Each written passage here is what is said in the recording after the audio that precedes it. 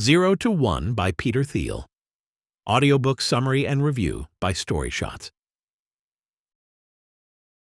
What if everything you've been taught about business success is wrong?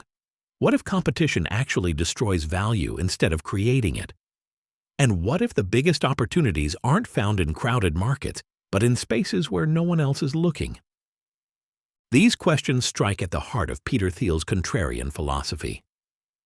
The billionaire entrepreneur behind PayPal and early Facebook investor challenges nearly every piece of conventional business wisdom.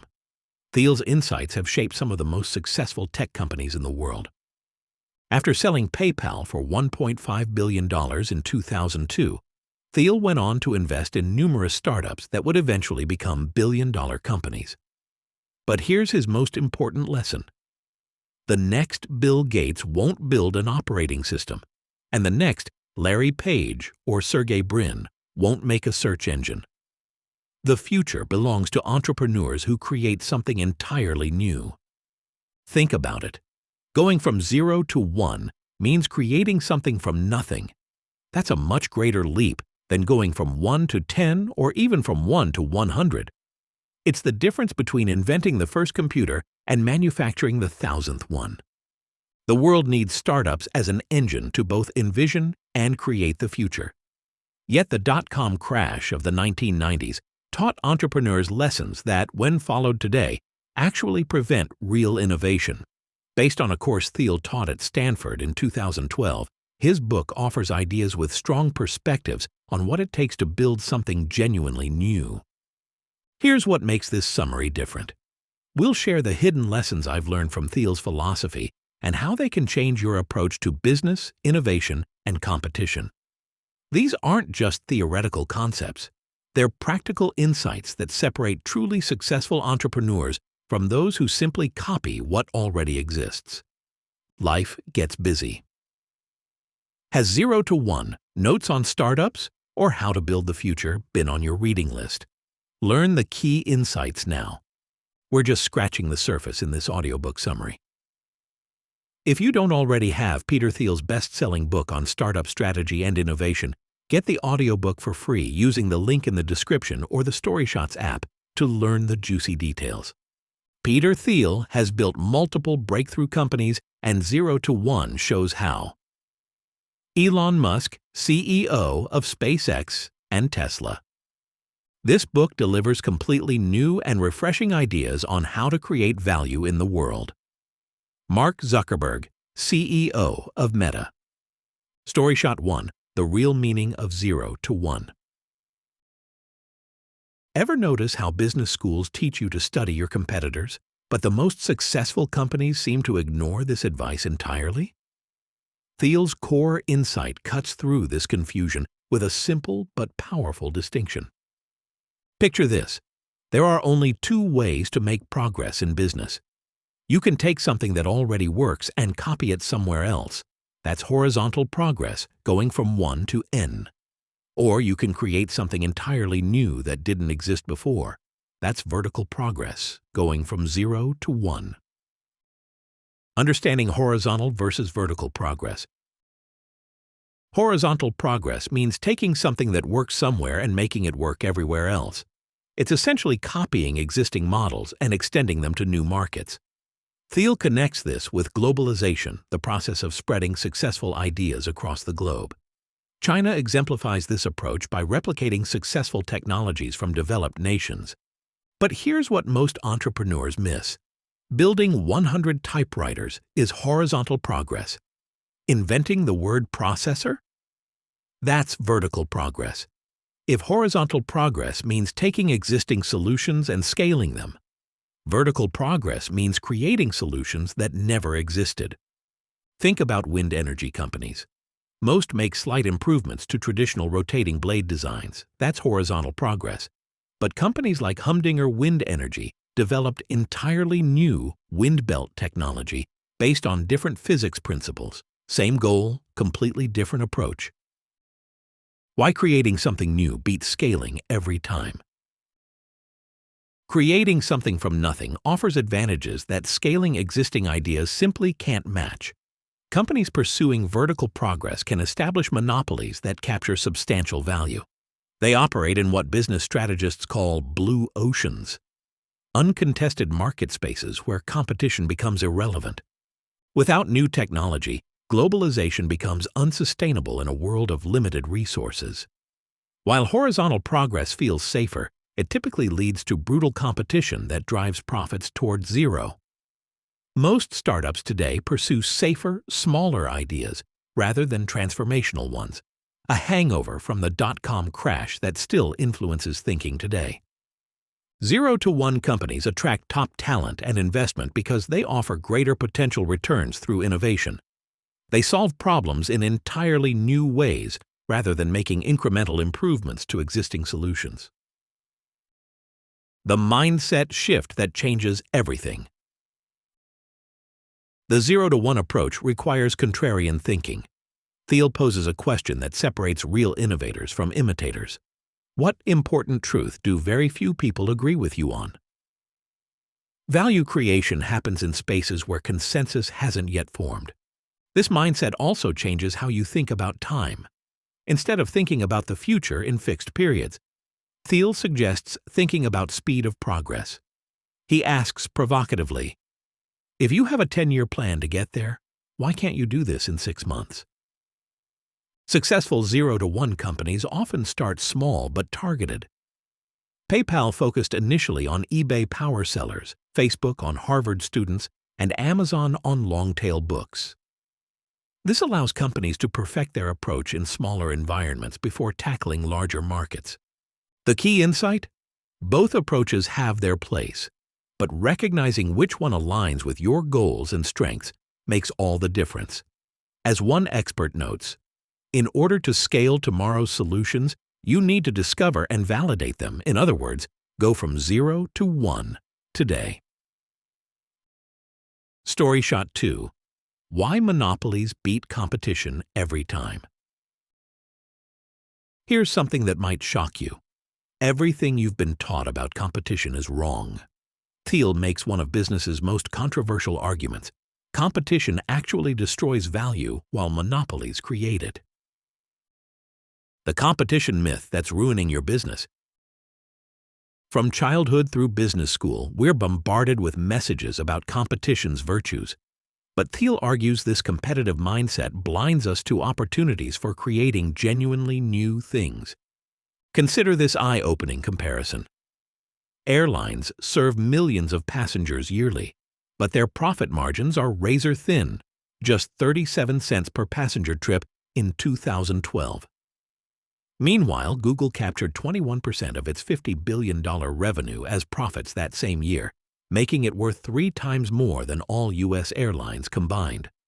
As Peter Thiel puts it, all happy companies are different. Each one earns a monopoly by solving a unique problem. All failed companies are the same. They failed to escape competition. This contradicts everything traditional economics teaches about perfect competition being ideal. Under perfect competition, no company makes economic profit in the long run, since new competitors always enter profitable markets. How monopolies actually drive innovation. Monopolies possess something competitive businesses never can: the freedom to think beyond mere survival. A restaurant fighting daily competition must squeeze every efficiency, putting grandma to work at the register. Such businesses can't invest in long-term innovation because they're fixated on today's margins. Companies like Google don't have to worry about competing with anyone, giving them wider latitude to care about workers, products, and impact on the wider world. This freedom allows monopolies to make ambitious research investments and long-term plans that competitors can't imagine. But here's the crucial distinction Thiel makes. He's talking about dynamic monopolies, not static ones. In a static world, monopolists just jack up prices. But our world is dynamic. We can invent better things. Creative monopolies replace outdated models with breakthrough innovations, creating new markets rather than just altering existing ones. What makes monopolies actually good? Not all monopolies are created equal. According to Thiel, beneficial monopolies create something new and valuable rather than restricting existing supply. Emerge through innovation rather than control, like Apple with the iPhone. Build genuine value through network effects and superior products. Enable significant future cash flows through breakthrough technology. Successful monopolies typically start by dominating small, overlooked market segments before expanding. Amazon exemplifies this perfectly, starting as an online bookstore before becoming a global e-commerce giant. Throughout history, creative monopolies have succeeded one another. IBM's monopoly gave way to Microsoft's, which yielded to Google's. Each new monopoly replaced incumbents by offering superior products rather than stifling innovation. The bottom line? Monopoly is therefore not a pathology or an exception. Monopoly is the condition of every successful business. Your goal isn't competing within existing markets, but creating entirely new ones where competition becomes irrelevant. Thiel advises entrepreneurs to pursue monopoly through differentiation rather than entering crowded competitive spaces. StoryShot 3. The Power of Definite Optimism. Picture two entrepreneurs with identical business ideas. The first says, "I believe things will work out somehow." The second says, "I believe things will work out, and here's exactly how I'll make it happen." Which one would you bet on? This scenario captures one of Thiel's most important concepts in his 0 to 1 philosophy, the idea of definite optimism. This mindset separates visionaries from dreamers and is essential for creating true innovation through successful startups. What is definite optimism? Definite optimism means you believe the future will be better and you have a concrete plan to make it so. It's about having both vision and a roadmap. This mindset stands apart from three other possible outlooks. Indefinite optimism, believing the future will be better, but without a specific plan to shape it. Definite pessimism, believing the future can be known, but will be worse. Indefinite pessimism, viewing the future as uncertain and likely unfavorable. Definite optimists see themselves as active architects of tomorrow rather than passive recipients of whatever comes. They understand the future and actively work to shape it. This mindset maximizes your agency and ability to create real change. Why planning beats flexibility. Here's where Thiel challenges popular startup wisdom that champions adaptability. He makes a compelling case for concrete planning over endless flexibility. The United States once ran on definite optimism, but has gradually lost that edge over recent decades. Think about the difference between the Apollo program and today's approach to ambitious projects. Thiel criticizes the modern business world's obsession with indefinite thinking. Many entrepreneurs today favor incremental improvements and data-driven processes over bold designs for new futures. This leads to companies that make minor tweaks to existing products rather than creating breakthrough innovations. Indefinite optimism feels fundamentally broken to Thiel, as he provocatively asks, how can the future get better if no one plans for it? It's like expecting to arrive at a destination without knowing where you're going or how to get there. How this mindset shapes successful founders. The great visionaries of our time, figures like Elon Musk, Steve Jobs, and Jack Dorsey, exemplify definite optimism. Their conviction in specific visions of the future inspires others to help them succeed. They become leaders of movements rather than just managers of companies. Definite optimism functions as a form of human capital. Economic analyst Dan Wang suggests that alongside traditional factors like education levels, economists should consider optimism, imagination, and hope for the future as critical components of growth. Definite optimist founders follow a clear pattern. Develop a clear and compelling vision of what they want to achieve. Create a concrete plan with specific steps and milestones. Commit to consistent and focused execution. This approach delivers significant advantages: clearer direction, increased motivation, better decision-making, and higher innovation potential. When you know exactly where you're going and how to get there, everything becomes easier, from raising money to hiring talent to making tough decisions. Definite optimism is about having the courage to envision a specific future and the conviction to make it reality. That's precisely the mindset needed to go from 0 to 1. Story Shot 4. The 7 questions every startup must answer. Thiel distills startup success into 7 critical questions. Think of them as a diagnostic test for your business idea. Get all 7 right and you'll likely succeed. Nail 5 or 6 and you might still work. Miss most of them and what feels like bad luck is actually predictable failure. Here's your startup checklist. 1. The engineering question. Can you create breakthrough technology? Can you create breakthrough technology instead of incremental improvements? Your product must be at least 10 times better than existing alternatives. Not 10% better, but dramatically superior. Apple's iPad wasn't just another tablet, it was 10 times better than previous tablets. Google Search didn't make small improvements over earlier engines, it vastly outperformed them. PayPal wasn't slightly more convenient than mailing checks for eBay purchases, it was 10 times better. Small improvements get lost in market noise. Only dramatic superiority offers transparent value to customers. 2. The timing question. Is now the right time? Timing can make or break even the most promising ventures. Is now the right time to start your particular business? Facebook launched perfectly when broadband infrastructure was rapidly expanding, then exploded when smartphones became widespread. Tesla seized a crucial moment in 2010 when governments were investing heavily in clean energy, securing a $465 million loan that might have been unavailable later. Consider infrastructure readiness, social norms, government regulations, and existing ecosystems. Are the pieces in place for your idea to work? 3. The monopoly question. Can you dominate a small market? Are you starting with a big share of a small market? This flips conventional wisdom on its head. Instead of entering large competitive markets, start by dominating tiny ones. Google maintained a search monopoly for over a decade, giving it freedom to invest in radical projects like Google Glass and driverless cars.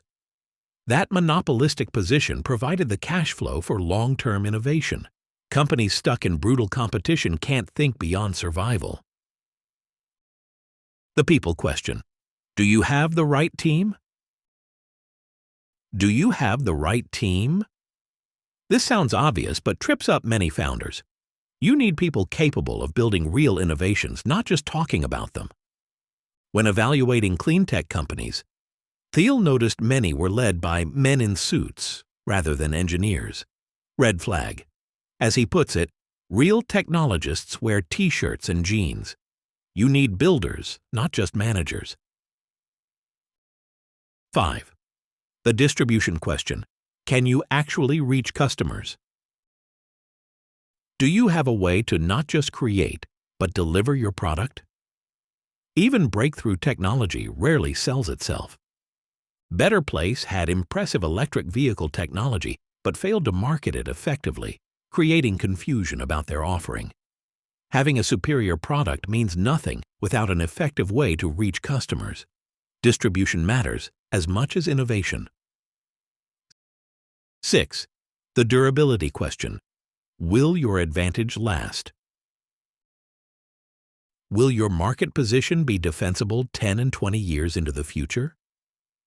Think like the last mover in your market, not the first. Tesla established durability through rapid innovation that created a widening lead. Plus, it built a trusted brand, a significant advantage in the slow-moving auto industry. Durability comes from network effects, high switching costs, strong brands, or proprietary technology. 7. The secret question. What do you know that others don't? Have you identified a unique opportunity that others don't see? Great companies are built on secrets. valuable insights hiding in plain sight. Airbnb's secret was that strangers would actually rent rooms in each other's homes. Most investors laughed at this idea initially. Finding these hidden truths gives startups a crucial head start before competitors catch on. These 7 questions work as a complete system. Miss one and your startup faces serious challenges. Get them all right and you've built a foundation for going from 0 to 1. StoryShot 5. Secrets are the key to innovation. What if the biggest business opportunities are hiding in plain sight?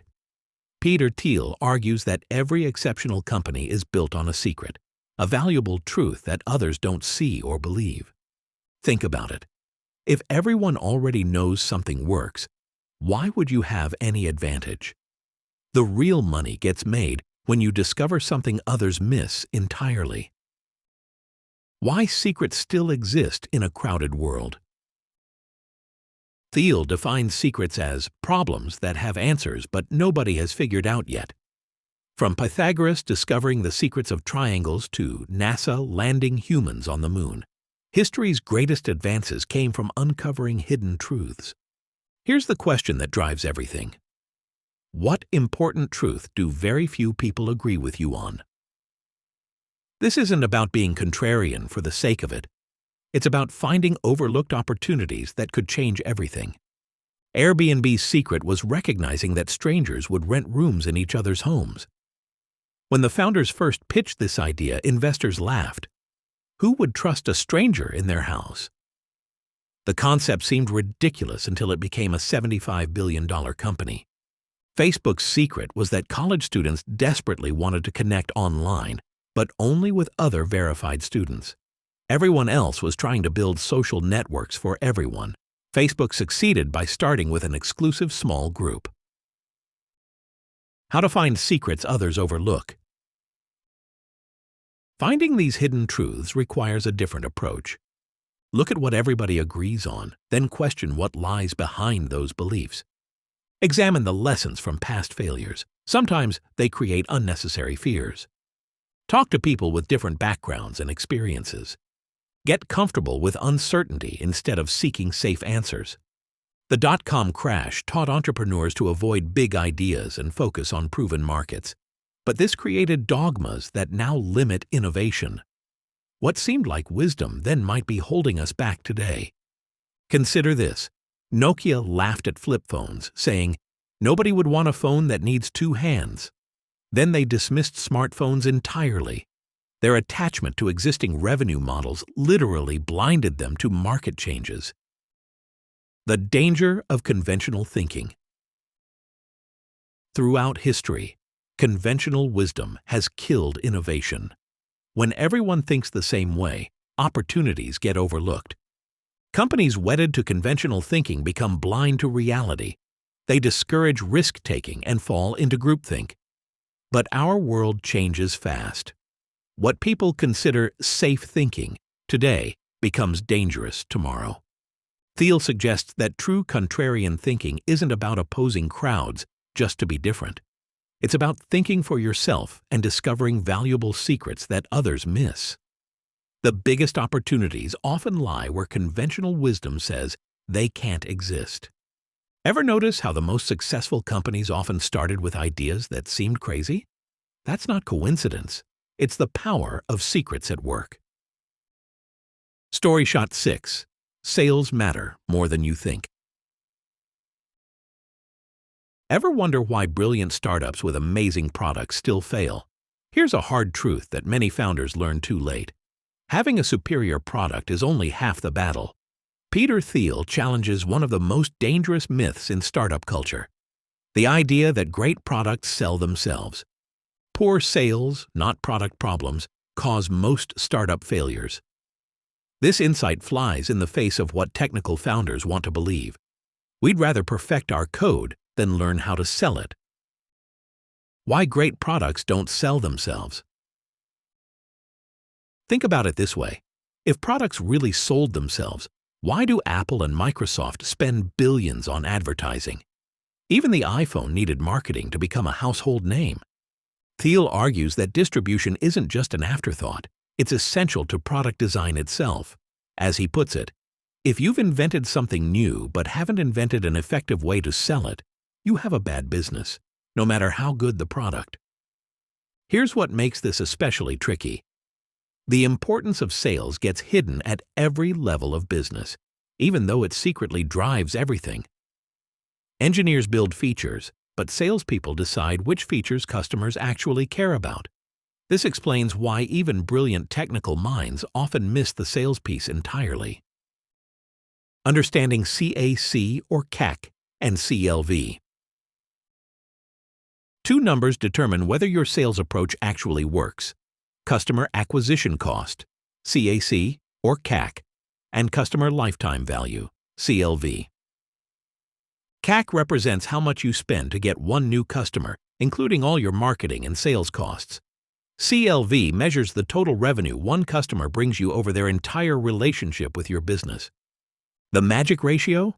You want to earn $3 in customer lifetime value for every dollar spent on acquisition. So if your CLV is $3,000 and your CAC is $750, you've got a healthy 4-to-1 ratio. Anything below 3-to-1 means you're burning money to grow. Sales strategies for different product types. Thiel breaks down 4 distinct sales approaches based on what you're selling. Complex sales work for high-value products over $1 million. Your CEO needs to personally coordinate with multiple decision-makers. Growth typically caps at 50 to 100% yearly. Direct sales fit products between $10,000 to $100,000. Sales reps meet customers face-to-face to build confidence and demonstrate solutions. Mass marketing suits consumer products with lower CLV, reaching many potential customers at once. Viral marketing costs the least and works best for low-cost products that spread through existing user networks. The key insight? Pick one channel and master it. As Thiel warns, if you can get just one distribution channel to work, you have a great business. If you try for several but don't nail one, you're finished. Most founders spread themselves too thin trying multiple approaches instead of dominating one. Better to own a single channel completely than dabble in several unsuccessfully. StoryShots 7. Build a strong foundation and culture. Ever wonder why some startups with mediocre products succeed while others with brilliant technology fail? The answer often comes down to something you can't see on a pitch deck: team dynamics and company culture. Here's a sobering reality check. 23% of startup failures stem directly from team issues. That means nearly 1 in 4 promising ventures crashes, not because of market problems or funding issues, but because people can't work together effectively. Peter Thiel places huge emphasis on getting these early decisions right, and for good reason. Why your first hires shape everything. Think about your early team members as the foundation of a building. Get the foundation wrong, and everything else becomes unstable. Teams with more than one founder outperform solo founders by an astounding 163%, with 25% higher startup valuations. These aren't just numbers. They represent real companies that succeeded or failed based on who was in the room making decisions. Your initial employees establish patterns that either push the business forward or create friction that slows everything down. Before making hiring decisions, make sure you have adequate funding, a clear roadmap, and know exactly which roles matter most. Here's something interesting. First-time founders have approximately an 18% success rate, while those who previously failed achieve a 20% success rate. That small bump suggests experience, even from failure, teaches valuable lessons about building teams. The PayPal Mafia phenomenon. Want to see what great culture looks like? Look at the PayPal Mafia, former PayPal employees who went on to found Tesla, LinkedIn, YouTube, and SpaceX. This might be the most successful alumni network in tech history, and it didn't happen by accident. PayPal did something different from other Silicon Valley companies. Instead of hiring through headhunters, they recruited primarily through friendship networks. As former COO David Sachs noted, they were cut from the same cloth. This wasn't about hiring people who thought alike. It was about finding people who could work together effectively. PayPal's culture was distinctively confrontational, where ideas rose through informed debate. They valued doers over titles, promoting from within based on merit rather than hiring outside management. As Sachs put it, they were a bunch of misfits who developed deep friendships that went beyond just working together. The result? When these people left PayPal, they took with them not just skills, but a shared understanding of how to build companies. They became each other's investors, advisors, and collaborators in future ventures. Building culture that actually works. Creating strong culture starts with being intentional about it. As one founder notes, founders usually focus on winning in business. When they decide to share their leadership and develop an amazing company culture, they are paving the way to a real shift. Here's the key. Define observable behaviors, not just principles. Observable behaviors are clearer when you model them and easier to recognize in others. Instead of saying we value innovation, describe what innovative behavior looks like in your specific context. The numbers back this up. Companies with strong cultural alignment see 2.5 times greater cash flow per employee compared to competitors. Ethnically diverse executive teams are 27% more likely to outperform competitors financially, while gender-diverse teams see 15% higher returns. Diverse teams deliver 60% better results and make better decisions in 87% of cases compared to homogeneous groups.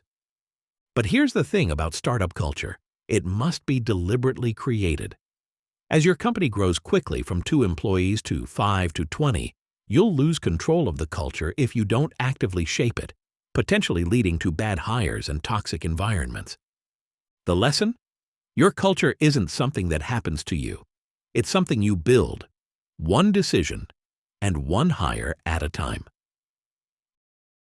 Final summary and review of 0 to 1.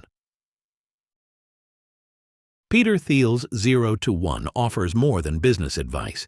It provides a complete framework for thinking about innovation and value creation. The book challenges nearly every assumption we've been taught about business success, from the supposed benefits of competition to the myth that great products sell themselves. The core insight remains powerful. Creating something entirely new, 0 to 1, offers far greater opportunities than copying existing models, 1 to N. This isn't just theoretical. Companies like Google, Facebook, and PayPal succeeded precisely because they created new categories rather than competing in existing ones. Here are the key takeaways that can change how you approach business and innovation. Seek monopoly, not competition. Competitive markets destroy value, while creative monopolies drive innovation and capture substantial returns. Practice definite optimism. Have both a clear vision of the future and a concrete plan to make it a reality. Answer the 7 critical questions: engineering, timing, monopoly, people, distribution, durability, and secrets must all align for success. Hunt for secrets.